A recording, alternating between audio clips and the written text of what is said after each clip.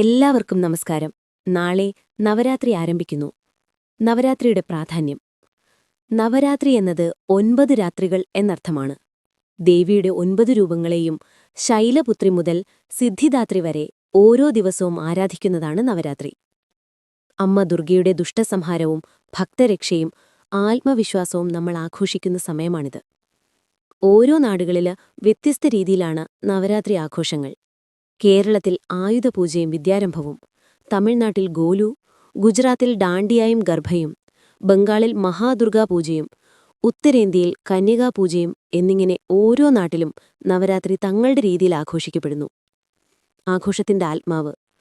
പുതിയൊരു തുടക്കം, ആത്മീയ ഉണർവ്, ഭക്തി, സമർപ്പണം, സന്തോഷം ഇവയാണ് നവരാത്രിയുടെ ആത്മാവ്.